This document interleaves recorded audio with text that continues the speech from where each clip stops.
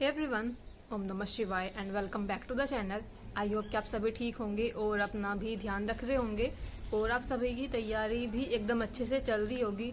तो दो सब्जेक्ट के बारे में हम बात कर चुके हैं। हिंदी हमने बात कर लिया है कि कहाँ कहाँ से क्या क्या चीज़ें मैं पढ़ रही हूँ, मैंने वो सब भी आपको बता दिया है। और हाँ, हर एक सब्जेक्ट के जिसके भी बारे में हम बात कर रहे हैं मैं अपने सब्जेक्ट बता चुकी हूँ कि मैं कहाँ कहाँ से चीज़ें पढ़ रही हूँ। तो एक बार आप भी अपना सजेशन दे सकते हो कि कौन सा सब्जेक्ट मैं कहाँ से पढ़ रही हूँ। और हाँ, मेरे पास ना अभी एक कमेंट आता है कि दीदी आप रिप्लाई नहीं कर रहे हो आजकल। तो देखो, सबसे बड़ी बात यह ना कि कमेंट इतने सारे हो जाते हैं, सभी का रिप्लाई करना पॉसिबल नहीं हो पाता। अगर मैं सभी का रिप्लाई करने बैठ जाऊँ तो मेरा आधा घंटा 1 घंटा इसी में चला जाएगा। तो इसलिए मैं मतलब अगर आपके कुछ क्वेश्चन वगैरह होते हैं तो मैं वो पढ़ लेती हूँ। अगर किसी को रिप्लाई ऐसा बहुत ज़्यादा इंपॉर्टेंट होता है तो मैं कर देती हूँ। तो फिलहाल चलो बात करेंगे। हाँ, आज बात करेंगे रीजनिंग के बारे में, क्योंकि हम हिंदी के बारे में और मैथ के बारे में पहली वाली वीडियोस में बात कर चुके हैं। आज रीजनिंग के बारे में बात करेंगे और सबसे लास्ट में बात करेंगे जीके जीएस के बारे में।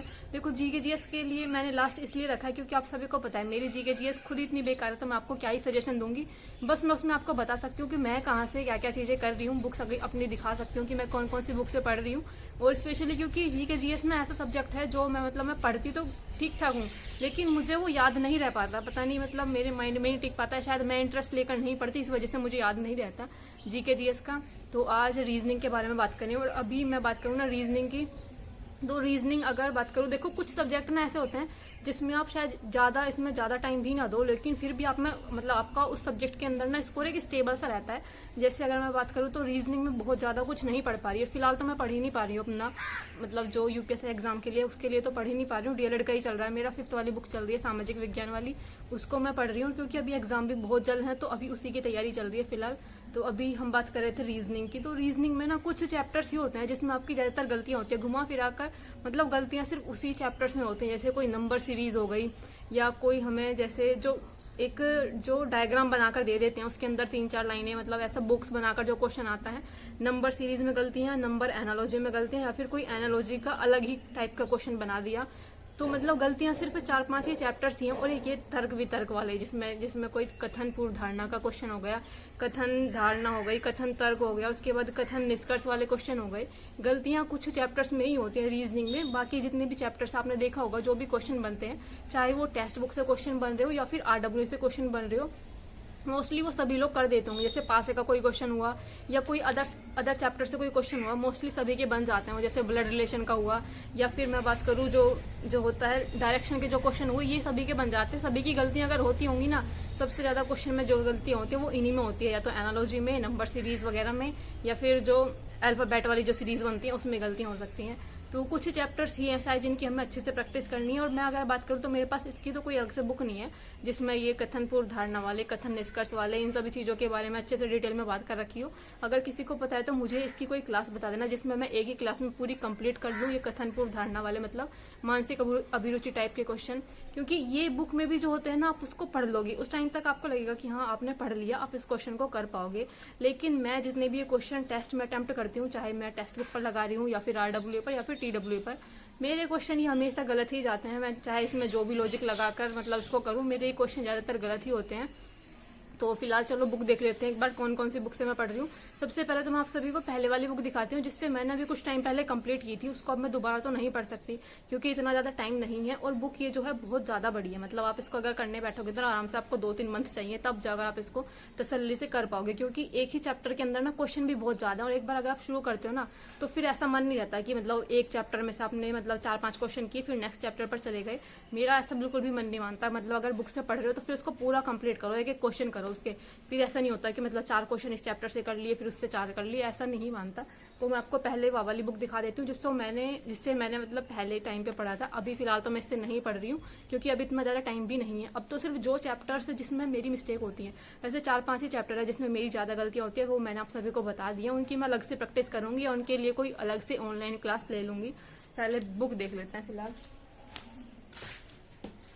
तो देखो, मैंने आप सभी को कई बार ये वीडियोस में ये वाली बुक दिखाई होगी, राहुल शर्मा सर की ये बुक है सर ने आई थिंक ये बुक मैंने पिछले साल ली थी, यूपी पुलिस के टाइम पर मैंने ये वाली बुक ली थी। मुझे उस टाइम पर काफी सही लगी थी, लेकिन उस टाइम पर तो मैं इसको पढ़ नहीं पाई थी। देखो इतनी बड़ी बुक है, इसको कोई कैसे ही पढ़ पाएगा। लेकिन अभी कुछ टाइम पहले मैं इसको कंप्लीट कर चुकी थी, आई थिंक 1-2 मंथ पहले मैंने ये कंप्लीट की थी। तब मैंने इसके ज्यादातर सभी चैप्टर्स पढ़ लिए थे और उसके अंदर भी क्वेश्चन थे कथन धारणा वाले, ये सब पीवाईक्यू के क्वेश्चन थे। इसमें सीजीएल वगैरह के ज्यादा क्वेश्चन है, मुझे लगता है इसमें एसएससी वगैरह के ज्यादा क्वेश्चन है और यूपीएसआई वगैरह के तो कम ही है। लेकिन हाँ, यूपी पुलिस कांस्टेबल का जो उससे पहले जो एग्जाम हुआ था फरवरी में, उसके क्वेश्चन थे। तो अगर आपने मतलब पढ़ रहे हो तो फिलहाल देखो इस बुक से तो आप नहीं पढ़ पाओगे अभी फिलहाल के टाइम पर, क्योंकि और अभी मुझे पढ़नी है थोड़ा रिवीजन के तौर पर। तो मैंने अभी इस वाले बुक से तो नहीं पढ़ा, लेकिन अभी मैंने दूसरी बुक मंगाई थी ताकि कोई एक छोटी सी बुक जिसके अंदर पीवाईक्यू भी सारे क्वेश्चन मिल जाएं और कुछ थोड़ी बहुत प्रैक्टिस के लिए भी क्वेश्चन हो। इसलिए मैंने एक दूसरी बुक मंगाई थी, वो मैं आपको दिखा देती हूँ। मैंने मंगाई थी ये वाली, क्योंकि पहले मैंने मंगाई थी ना मैथ वाली, सर की मंगाई थी, आदित्य रंजन सर की मैथ वाली यूपीएसआई वॉरियर। वो वाली बुक मुझे काफी सही लग रही थी कि मतलब हाँ कम टाइम के अंदर क्वेश्चन भी अच्छे खासे और प्रैक्टिस भी अच्छे से हो जाएगी। इसलिए मैंने मैथ की वो बुक मंगाई, मुझे अच्छी लगी वो। तो उसके बाद मैंने सोचा कि मैं रीजनिंग की भी मंगा लेती हूँ, सर की है ये, मतलब सर से जुड़े हुए हैं ये भी। तो फिर मैंने ये वाले भी मंगा ली और मैंने ये पढ़ भी ली। वैसे मैंने पूरी कंप्लीट कर ली, क्योंकि ज्यादा क्वेश्चन नहीं है इसके अंदर। अगर आप देखोगे ना, रीजनिंग इतनी बड़ी होती है इसके अंदर, मतलब एक छोटी सी है बुक और मतलब क्वेश्चन भी शायद किसी में 50 क्वेश्चन है, किसी में 100 क्वेश्चन है। चैप्टर्स के अंदर इतने इतने क्वेश्चन है और मुझे ज्यादा अच्छी नहीं लगी पर्सनली अगर मैं बात करूँ तो। मतलब ठीक थी, पीवाईक्यू के तो क्वेश्चन है इसके अंदर सारे, यूपीएसआई के पीवाईक्यू हैं और यूपी पुलिस के जो एग्जाम हुआ था उसके भी पीवाईक्यू हैं। लेकिन स्टिल मुझे लग रहा है कि कहीं ना कहीं कुछ मिसिंग्स आए, मतलब शायद थोड़ी और बेटर हो सकती थी और अच्छे टाइप के कुछ प्रैक्टिस के लिए भी क्वेश्चन रखने चाहिए थे इन्हें, जो थोड़े से अलग, जैसे कुछ चैप्टर्स हुए डिफिकल्ट से चैप्टर हुए, उनके प्रैक्टिस के लिए भी क्वेश्चन रखने चाहिए थे। लेकिन इसमें सिर्फ पीवाईक्यू वगैरह ही मुझे देखने को मिलते हैं, सारे पीवाईक्यू है इसके अंदर। हालांकि मतलब जितने भी क्वेश्चन है या तो यूपीएसआई के पीवाईक्यू है या फिर यूपी पुलिस के पीवाईक्यू है। लेकिन उसके अदर मुझे लगता है कहीं ना कहीं थोड़े बहुत तो कुछ किसी चीज को एक्सप्लेन करने के लिए अलग से कुछ क्वेश्चन भी रखने चाहिए थे प्रैक्टिस के लिए, जो कि इस बुक के अंदर नहीं थे। तो इसलिए मुझे थोड़ी सी इससे निराशा हुई इस बुक से, जबकि मुझे मैथ वाली काफी अच्छी लगी थी। तो ये मैंने प्रैक्टिस के लिए मंगाई थी। और छोटे से देखो अपना, जब भी आप कोई भी चैप्टर पढ़ रहे हो चाहे किसी भी सब्जेक्ट का हो, अपने उसके छोटे से नोट्स जरूर बनाने हैं। जैसे अगर मैं बात करूं, मैंने अभी फिलहाल तो मैं भी नहीं बना पाती हूँ नोट्स, लेकिन हाँ अगर जैसे कुछ भी आप पढ़ रहे हो, अगर आपको कहीं भी उसमें लग रहा है कि हाँ ये वाली इंपॉर्टेंट चीज आप इसको भूल जाओगे, तो उसको अलग से लिख लेना है। जैसे फिगर काउंटिंग वाला एक चैप्टर है, अगर उसमें आपको हर एक में नहीं पता होगा कि इस वाली फिगर को कैसे काउंट करना है इसमें, तो वो सब चीजें माइंड में नहीं रहती। इसलिए कुछ चीजें तो आपको नोट्स बनाने ही पड़ेंगे। नोट्स मैंने थोड़े से बना रखे हैं, वो मैं आप सभी को दिखा दूंगी। रीजनिंग के थोड़े से नोट्स मैंने बना रखे हैं, मैथ की दोनों बुक मैंने आप सभी को दिखा दी। और रही बात देखो कि मैं प्रैक्टिस सेट कर रही हूँ क्या, जो अभी आरडब्ल्यू पर चल रहे हैं, तो रीजनिंग का मैंने कोई भी प्रैक्टिस सेट नहीं लिया, ना ही मैंने जीएस का लिया है और ना ही मैंने लिया हिंदी का। मेरे पास क्वेश्चन आया था कि आप ममतेज सर के प्रैक्टिस सेट कर रहे होगे यूपीएसआई के लिए, तो नहीं, मैंने कोई सा भी प्रैक्टिस सेट नहीं किया। हाँ अगर नवीन सर पढ़ा रहे होते तो शायद मैं कर लेती, मुझे ऐसा लगता है कि अगर नवीन सर पढ़ा रहे होते तो शायद मैं प्रैक्टिस सेट ले लेती उनके। लेकिन तो सर तो अच्छा पढ़ाते हैं, लेकिन फिर भी वही है ना कि अब नवीन सर की बात अलग है। और उसके बाद अगर मैं बात करूं, हाँ मैथ की मैं प्रैक्टिस सेट ले रही थी, लेकिन मुझे ऐसा लग रहा है ना कि मैंने जैसे प्रैक्टिस सेट मैथ के किए हैं, मुझे अब थोड़ा सा ऐसा लग रहा है कि कहीं ना कहीं ये इस टाइप के क्वेश्चन आते भी नहीं जिस टाइप के सर क्वेश्चन करा रहे हैं। मतलब वो बहुत ज्यादा, मतलब बहुत ऊपर लेवल के सर क्वेश्चन करा रहे हैं। अगर ऐसे क्वेश्चन आए, आप ही देखो यूपीएसआई का पेपर 160 क्वेश्चन आपको करने हैं 2 घंटे में, अगर ऐसे क्वेश्चन आए ना तो मुश्किल से कोई 15-20 ही क्वेश्चन हो पाएंगे, पूरे 40 क्वेश्चन में से 15-20 क्वेश्चन हो पाएंगे जैसे प्रैक्टिस सेट के अंदर क्वेश्चन चल रहे हैं। तो इसलिए मुझे लग रहा है कि शायद कहीं ना कहीं वो थोड़े से, मुझे लग रहा है कि अब प्रैक्टिस सेट में मैथ वाले प्रैक्टिस सेट लेना तो बंद करूंगी मैं, क्योंकि थोड़े से लग रहा है कि हाँ शायद इस टाइप के नहीं होंगे। और सर ने खुद बोला है कि इन प्रैक्टिस सेट से सिर्फ आपकी प्रैक्टिस होगी कि अगर इस टाइप का क्वेश्चन आता है तो वो आपको माइंड में रहेगा कि कैसे होगा। सर ने खुद बोला था अपनी एक वीडियो में, मेरे ध्यान है कि इस मतलब ऐसे प्रैक्टिस जैसी मैं करा रहा हूँ, मतलब जिस टाइप के मैं क्वेश्चन करा रहा हूँ, इसके आने की पॉसिबिलिटीज भी बहुत कम है और ना ही आपकी इस टाइप के क्वेश्चन करने से आपकी स्पीड बढ़ेगी। सर ने बोला था आपकी, अगर आपको क्वेश्चन करने की स्पीड बढ़ानी है तो वो आपको मॉक टेस्ट से ही बढ़ेगी, क्योंकि मॉक टेस्ट में एक टाइम लिमिट होती है, उतने टाइम लिमिट के अंदर ही आपको अपने पूरे क्वेश्चन अटेम्प्ट करने हैं। और जब आप यहाँ प्रैक्टिस सेट कर रहे हो तो आपके पास कोई टाइम लिमिट नहीं होती, आप आराम से बैठकर क्वेश्चन को कर रहे होते हो। तो ऐसे तो सही नहीं होने वाली, मतलब टाइम आपका सही नहीं बैठने वाला। और सर ने यही बोली थी, सर ने 2-3 चीजें, फिर मुझे खुद भी लगने लगा कि शायद सही कह रहे हैं सर, क्योंकि सर जो क्वेश्चन करा रहे हैं ना, आप सभी ने भी देखा होगा, स्टार्टिंग के प्रैक्टिस सेट मुझे काफी लग रहे थे कि हाँ चलो ठीक है, शायद इस टाइप तक के भी क्वेश्चन बन जाएंगे। स्टार्टिंग के आई थिंक 3 से 4 प्रैक्टिस सेट ना थोड़े आसान से थे, ज्यादा डिफिकल्ट नहीं थे। लेकिन अब जैसे जैसे प्रैक्टिस सेट आगे बढ़ते जा रहे हैं ना, तो कुछ क्वेश्चन मतलब बहुत ऐसे ऐसे आते जा रहे हैं कि वो उतने टाइम के अंदर शायद ऐसे मुझे नहीं लगता कि इस टाइप के क्वेश्चन बनेंगे, क्योंकि बहुत टाइम लगता है उसको। मतलब क्वेश्चन को पढ़ने में भी 4 से मतलब आपके 2-3 मिनट तो लग ही जाएंगे, ऐसे ऐसे क्वेश्चन सर करा रहे हैं आजकल।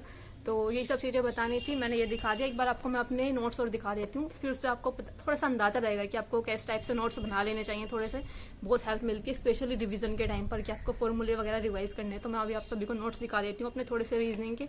रीजनिंग में हालांकि ज़्यादा कुछ नोट्स बनाने वाला नहीं रहता, लेकिन फिर भी जो कुछ थोड़े बहुत रहते हैं वो आप सभी को दिखा देती हूँ। और बाकी मिलते हैं नेक्स्ट वीडियो में, तब तक के लिए bye bye, take care and Radhe Radhe. तो देखो, अगर मैं रीजनिंग की बात करूँ तो मैंने इस टाइप से कुछ चीज़ें लिख रखी हैं, और ये सारी चीज़ें हमें बताई थी संदीप सर ने। आई थिंक संदीप ही नाम है शायद सर का, संदीप चौधरी सर हैं शायद, वो जो RWA पर रीजनिंग पढ़ाते हैं। एक तो राहुल शर्मा सर है, उनसे अलग जो दूसरे सर हैं उन्होंने बताए थे सारी चीज़ें। देखो ये इस टाइप का क्वेश्चन बनता है, क्वेश्चन देखने में ऐसा लगता है, लेकिन अगर आपको ये 4 लाइनें पता है ना, बस सिर्फ इतने इससे ही क्वेश्चन बन जाएगा। ये कुछ चीज़ें मैंने यहाँ पर लिख रखी थी। और ये देखो फिगर काउंटिंग में ना, बस ये आपको थोड़ी थोड़ी सी चीज़ें पता होनी चाहिए उस टाइम पर, कि कैसे इनमें ये सब चीज़ें काउंट होंगी। ये सभी चीज़ें मुझे लगता है ये भी शायद संदीप सर ने ही बताई थी। इधर भी मैंने यही लिख रखा, और रीजनिंग के शायद मेरे पास इतने ही नोट्स हैं। ये मैंने चीज़ें लिख रखी हैं समान। देखो कैलेंडर वाले चैप्टर के अंदर ना मैंने बहुत सारे, मुझे लगता है मैंने काफ़ी लिख रखा है, काफ़ी नोट्स मैंने बना रखे हैं, लेकिन फिर भी ये चैप्टर इतना बेकार लगता है ना मुझे, मतलब मेरे इसके क्वेश्चन गलत होते ही होते हैं। ये है कि समान कैलेंडर वाला, किस वर्ष का कैलेंडर किस वर्ष के समान होगा, 28, 6, 11, 11, मतलब इतना ऐड कर देना। एक साल मतलब लीप वर्ष है तो इतना ऐड होगा, लीप प्लस 1 वर्ष है तो 6 साल ऐड होंगे, ये करके वर्षों में लीप वर्ष ये ऐसे होता है। विषम दिन कितने होते हैं, 100 सालों में कितने विषम दिन होते हैं। इसके बाद ये पहला सोमवार, ये शताब्दियों का अंतिम दिन कौन कौन से हो सकते हैं और कौन कौन से नहीं हो सकते, इनसे ये पता चलता है। ये शताब्दियों के अंतिम दिन है, ये प्रथम दिन है। उसके बाद ये सारे क्वेश्चन देखो, इधर भी रीजनिंग के मैंने लिख रखे हैं थोड़े सर। ये मैथ वाला पार्ट है, एक देखो मैंने थोड़ी सी रीजनिंग के लिखे थे क्वेश्चन। हाँ ये वाले थे जो कुछ अलग से टाइप के बन जाते हैं ना, घन निकालने वाला। एक तो वो घन वाला जो क्वेश्चन बनता है ना, कि कितने घनों पर इतना रंग कर दिया जाए तो कौन से काले निकलेंगे, कौन से पीले होंगे, ये उस टाइप के क्वेश्चन आते हैं यहाँ पर। देखो ये 4-5 फॉर्मूले आपके याद रहना बहुत ज़्यादा ज़रूरी है मुझे लगता है, क्योंकि इससे बड़ी आसानी से हो जाते हैं क्वेश्चन। एक तो n निकालना आना चाहिए, सिर्फ ये आप देख लेना, मतलब जो मैंने चीज़ें बताई हैं, ये जो एक दूसरे को गिफ्ट देते हैं और हाथ मिलाते हैं, इसके लिए क्या क्या फॉर्मूला लगता है। रीजनिंग में तो शायद मैंने इतना ही लिख रखा है, बस यही चीज़ें मैंने लिख रखी हैं। रीजनिंग में तो मैंने बहुत ज़्यादा नहीं लिख रखा, थोड़ी बहुत चीज़ें ही लिख रखी हैं। बाकी आपका कोई क्वेश्चन हो, कुछ पूछना हो, कुछ बताना हो तो प्लीज़ कमेंट कर देना, और मिलते हैं नेक्स्ट वीडियो में। तब तक के लिए bye bye, take care and Radhe Radhe.